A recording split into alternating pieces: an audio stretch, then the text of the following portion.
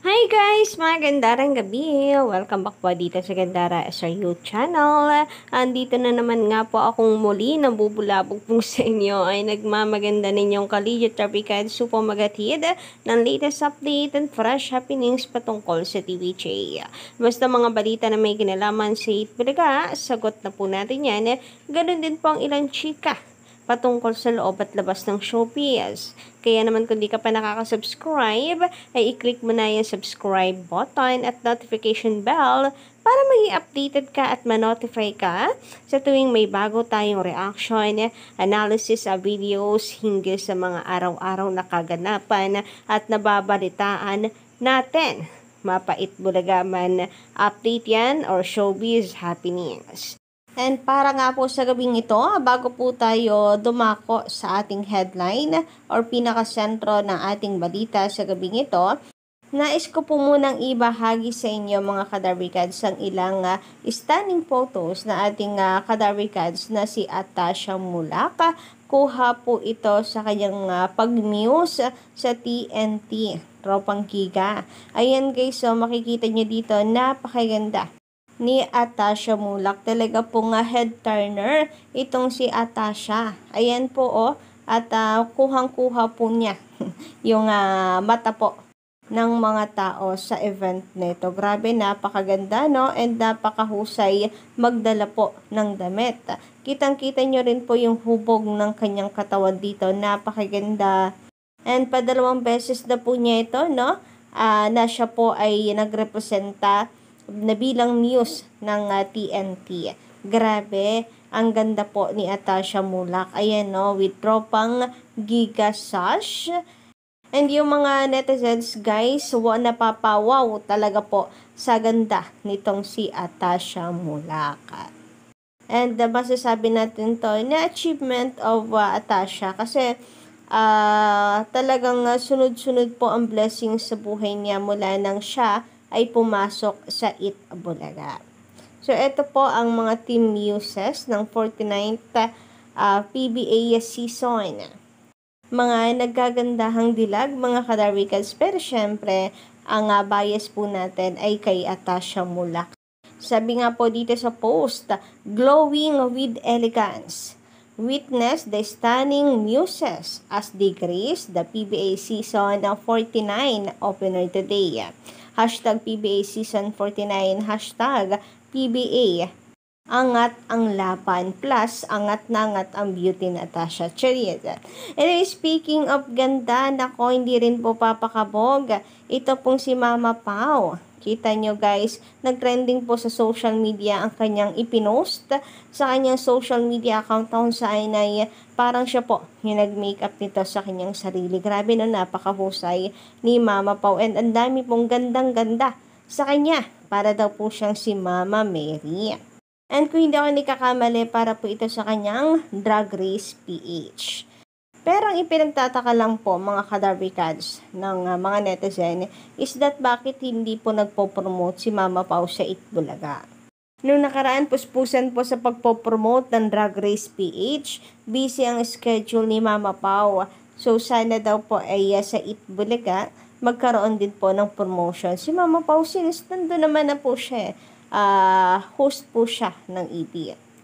Samantala sa ibang balita naman mga kadarwikads, ito po, ilang araw nang pinag-uusapan sa social media matapos po ang chika sa isang radio na ilang host daw po ng Showtime may papalitan ng bagong mga mukha, fresh faces, bilang pagre-reformat at pagpapasigla ng kanilang programa.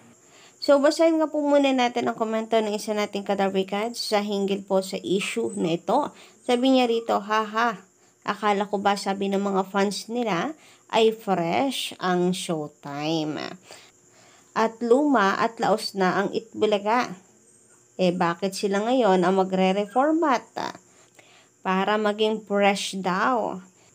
Ibig sabihin, boring at luma na rin ang mga gimmick nila sa show nila. Kaya nauumay na ang mga viewers nila. Mas maraming ang fresh faces at bata sa EB ngayon. Kaya nagtataka ako bakit sinasabi nila or sinasabi ng mga bashers na mas mga bata sa Showtime mga edad ng mga host nila doon. Si Vice Ganda, mag-15 na din. May host sila doon na babae na walang kalatoy-latoy. Sa dami nilang host doon, si VG lang ang nagdadala. Yung iba, walang silbi at tagatawa lang. Nawawala na ng idea sila kaya nagpapakita na ng kilikili si Vice Ganda. Nag-joke pa si VG na humantong na raw sila sa ganoon. So kahit siya alam niyang desperate move na yon para magpayawa at magpa-viral. Kung isa sa host ng EB nagpakita ng close-up ng kilimili nila, baka kabi-kabilang panlalait ang sasabihin nila. Pero nang ginawa ni VG yan, tuwang-tuwa sila. Tingin ko kaya bumababa yung ratings. Yung ibang GMA viewers na dating Itbulaga viewers noon, ang naumay at nag-switch na. At ang natira na nanonood, Showtime ngayon ay mga solid fans na lang at solid kapuso. Magtatanggal sila ng lumang host at ipapalit ang mga sparkle artist. Nakita kasi nila na ang daming bagong mukha at talented sa EB ngayon, lalo na ang singing queen. At lahat ng mga host sa EB pwedeng maiwan na mag-host kahit kulang ang TVJ. Hindi gaya sa kabila o sa kabilang show na kung wala si Vice, ay bagsak din ang show. Ano kayang gagayahin nilang segment sa EB dahil nauumay na ang viewers nila sa Especially For You nila? So, ayun na nga, sa komento po nating binasa, natalakay po dito yung paulit-ulit pong binabato sa TVJ na boring na daw at mga laos na. Pero bakit sino ngayon ang magpapalit ng mga fresh faces daw para sumigla ang show? So, management na po siguro talaga nagdesisyon patungkol po dito, no? Pero wala pa naman akong naririnig na confirmation from Showtime. Ngayon pa man, meron pong lumalabas na balita na sinisimula na talaga ng Showtime yung pagre-reformat sa mga host. Nililinya na po nila kung sino lang yung mapapanitong araw and kung sino yung dadagdag. Plus, meron din po tayo nababasa na reklamo naman from kapamilya fans sapagkat hindi raw nila gusto na ang daming kapuso sa Magpasikat 2024. Ayaw po nila na napakaraming ekstrang kapuso kasi hindi nga naman nila kilala ang mga kapuso kasi mga solid kapamilya fans sila, diba? Tapos mga kapuso, ang mapapanood nila doon, di matatabangan nga naman talaga sila, no? Gaganahan pa baga naman ang kanilang mga viewers kung puro extra na lang na mga kapuso ang nasa Magpasikat. Okay lang sana may guest, no? Pero yung halos lahat na daw po ay mga kapuso ay nasa na daw po yung dating Showtime na sinusuportahan nila. Parang napi-phase out because of contract sa GMA Network. So, mukhang nanganganib pa sila, mga kadarwikats, dahil ang daming nagre-reklamo ng mga kapamilya fans because of this contract or kontrata ng mga kapuso artists ang magko-crossover dito sa It's Showtime.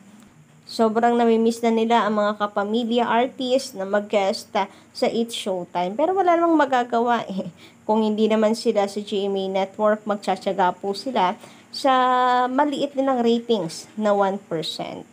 Sabi nga po dito, katapat na noontime show ng istasyon na walang prangkisa nanganganib nang magkaroon ng rebrand. Mapapalitan na ang ibang host. So, ang init itong pinag-uusapan sa social media, guys. And kanya-kanyang hula rin kung sino po ang tatanggalin ng mga host doon. Sabi nga nila, parang si Vong ay nanganganib pa sa Showtime. Pero I don't think so naman. Baka naman gagawin lang po ng Showtime is hindi po magbabawas. Hindi po magtatanggal. Magbabawas lang po sila ng mga host na pumapasok. Meron pong TTH, meron pong MWF lang yung pasok siguro. Ganon yung kanilang gagawin. So, kayo ba guys, anong komento nyo at hula nyo patungkol po doon? Paki-comment ka lang po dyan sa baba at kung nagustuhan nyo ang ating update ngayong araw, don't forget to click the subscribe button and notification bell for more updates.